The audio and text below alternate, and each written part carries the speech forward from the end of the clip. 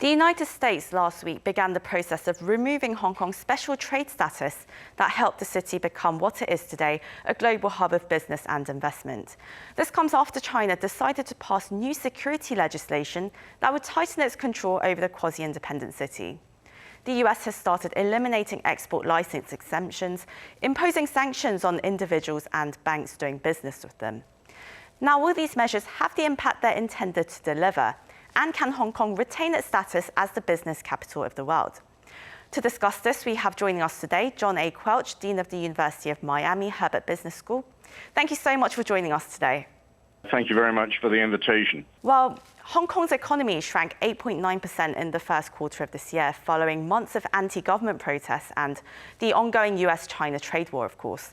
Now, with the COVID-19 pandemic going on and with the US dropping Hong Kong's special trade status, how does the future of the city look to you? Well, I think there are three key issues. One is the implementation of the new security law and how quickly and extensively the Chinese government will implement that. Second issue will be the level of street protest activity. And third will be the rapidity and extent of the U.S. response to the implementation of the security law. So I would expect actually China to take a very measured approach in terms of implementation. And I would expect the U.S. to take an equally measured approach in terms of the sequence of measures that they impose that restrict further the trade status of Hong Kong. Well, President Trump started unraveling these measures in order to hit out against Beijing, but with exports to the US of goods produced in Hong Kong accounting for only 1/10 of 1% of Hong Kong's output, will President Trump's trade measures have sizable impact, especially enough to hurt Beijing as intended? Well, I think that two responses there. First of all, there have been some further export restrictions placed on military-related product and high-tech product exported to Hong Kong. These are more symbolic than substantial, and Carrie Lam actually, I think, correctly dismissed them as being irrelevant. But more important is the impact that the U.S. rhetoric and the Chinese security law has on the risk premium that investors associate with doing business in Hong Kong. And if that risk premium increases, then that could have an impact on valuations in the Hong Kong market, could also have an impact on capital outflows from Hong Kong over time. So there is risk here associated with the security law and with the U.S. response. And I think most international bankers in Hong Kong hope that neither the Chinese government nor the U.S. government moves too quickly and too precipitously. Well, Hong Kong's economy fell into recession last year, and it looks like the situation really there has been getting worse and worse, with unemployment on the rise as well. Do you think that the economy can really withstand this? I think the Hong Kong economy is very resilient. It is a service economy. The people of Hong Kong represent an extremely trained and well-educated workforce, and I believe that their ability to entrepreneurially pivot to do something different if the job that they're used to doing is no longer available is quite significant. So the resilience of Hong Kong, I would see as pretty strong in the face of these headwinds.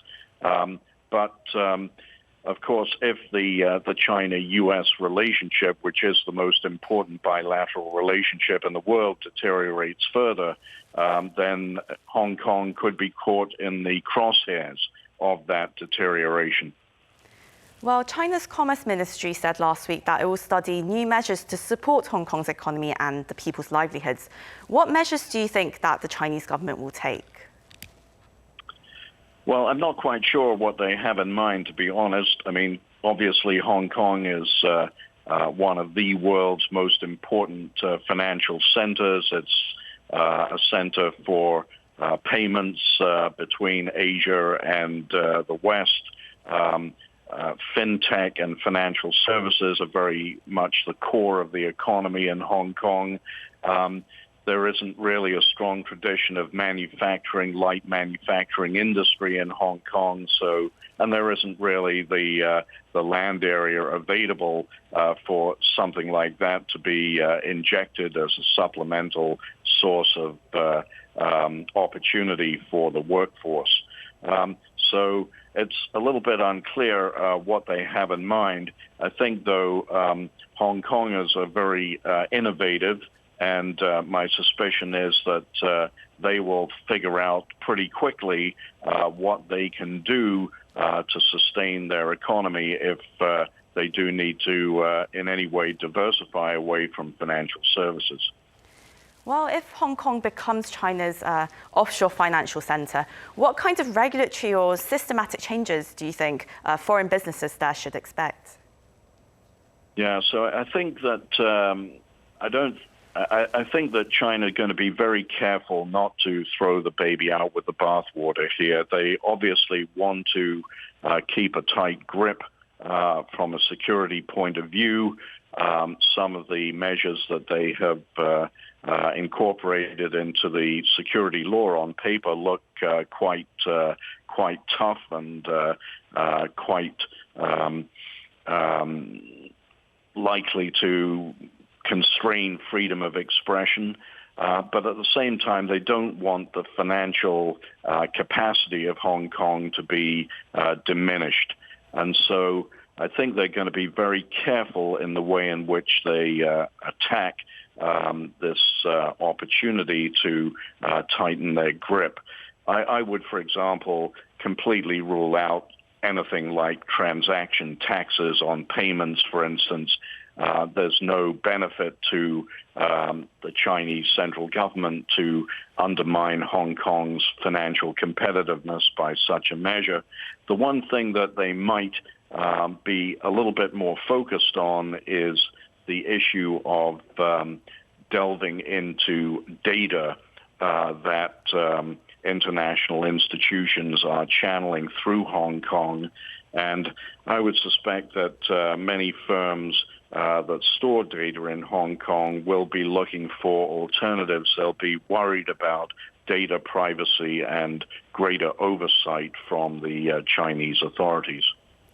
Well, it does seem inevitable that businesses will consider the various, perhaps, security risks that are posed by Beijing tightening its grip on Hong Kong. Then, despite Beijing's best efforts to keep Hong Kong as it is a global financial center, do you think that the city can remain so? Yes, I mean the amount of infrastructure and human capital that would be necessary for a Singapore, for example, or a Shanghai to replicate what Hong Kong does today, it's not something that can be achieved in a matter of even 3 or 5 years. There is a tremendous amount of cumulative experience in Hong Kong, and I think it would be very unlikely that Hong Kong would be displaced from its current role in the short term.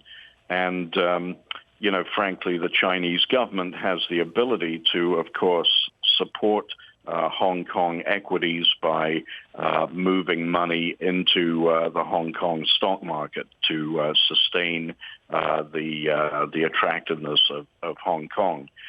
Just to give you a similar example, when the United Kingdom was very much involved in contemplating whether or not to leave the European Union, there was considerable discussion about whether or not Frankfurt or Paris or another city could take over some of the responsibilities and activities that are central to the financial center of the City of London. And, some back office functions could be moved, but in the final analysis, it was going to be very difficult for a Frankfurt or a Paris to displace London. And I think in a similar way, it's going to be difficult for a Shanghai or a Singapore to displace Hong Kong.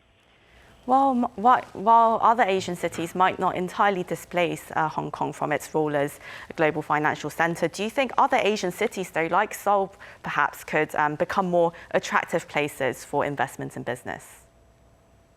Well, I think the Seoul Stock Exchange has, shown a great degree of progress over the last 20 years, and has, of course, good connections throughout Asia. I think the Korean Stock Exchange has helped other Asian countries develop their stock exchanges, and they have pretty strong ties with the Tokyo Exchange and others in the region.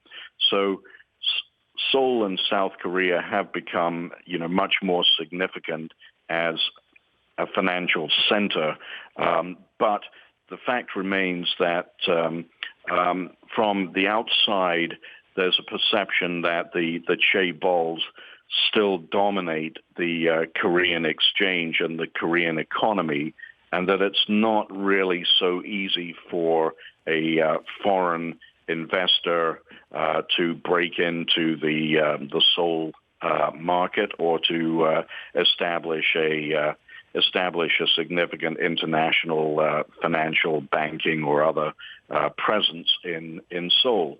So as long as that perception exists, and I have to say that there is a slight risk premium added to that from the ongoing conflict between the two Koreas, it's unlikely, it seems to me, that Seoul is going to have a play here in terms of displacing Hong Kong. But there could be some fintech-related innovations that the Seoul Exchange might develop that could give it an opportunity for greater visibility and regional presence. Well, Hong Kong was once praised for being a model of the free market, and well, it's hard to replace that, and it's hard to let that go, I suppose. Well, I suppose this is where we'll have to wrap up the discussion. That was John A. Quelch, Dean of the Herbert Business School in Miami, in the University of Miami, joining us today. Thank you so much for making time for us. Thank you. This is also where we wrap up the show for the day. Thank you for watching.